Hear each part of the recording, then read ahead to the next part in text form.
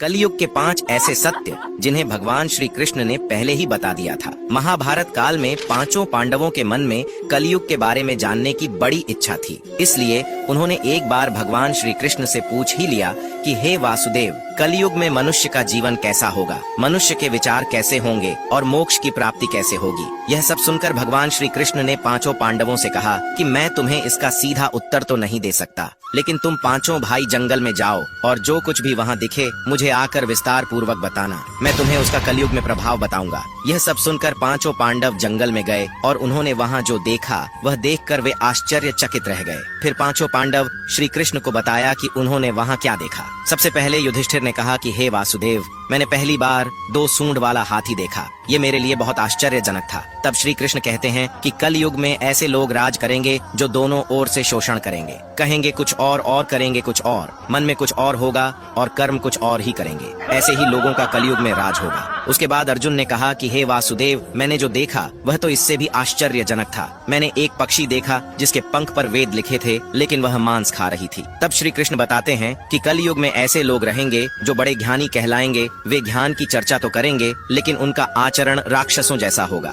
कलयुग के मनुष्य धन और संपत्ति के लोभी होंगे, भले ही उनके पास कितना भी ज्ञान क्यों ना हो। उसके बाद भीम ने कहा कि एक गाय अपने बछड़े को इतना चाटती है कि बछड़ा लहू लोहान हो जाता है। तब श्री कृष्ण कहते हैं कि कलयुग में माँ के बच्चों की प्रति ममता इतनी बढ़ जाएगी कि उन्हें अपने विकास का अवसर ही नहीं मिलेगा, जिसके कारण मोह माया में पड़कर वे बर्बाद हो जाएंगे। इसके अलावा जब किसी का बेटा घर छोड़कर साधु बनेगा तो हजारों लोग उसके दर्शन करने जाएंगे, लेकिन जब खुद का बेटा साधु बनेगा तो वे रोएंगे कि मेरे बेटे का क्या होगा। कलयुग में बच्चों के प्रति ममता इतनी बढ़ जाएगी कि उसे मोह माया और परिवार में ही बांध के रखेंगे। उसके बाद सहदेव ने कहा कि मैंने 7 कुएं के बीच में एक सूखा कुआं देखा, लेकिन यह कैसे हो सकता है। इस पर श्री कृष्ण कहते हैं कि कलयुग में मनुष्य फालतू की चीजों में अपना पैसा बर्बाद कर देंगे, लेकिन वह देखेंगे तक नहीं कि पड़ोस में कोई भूखा मर रहा है। इसके अलावा कलयुग में मनुष्य अच्छे अच्छे कपड़े पहनने, खाना खाने और घूमने में अपना सारा पैसा बर्बाद कर देंगे, लेकिन किसी के 2 आंसू पोंछने में उनकी कोई रुचि नहीं होगी।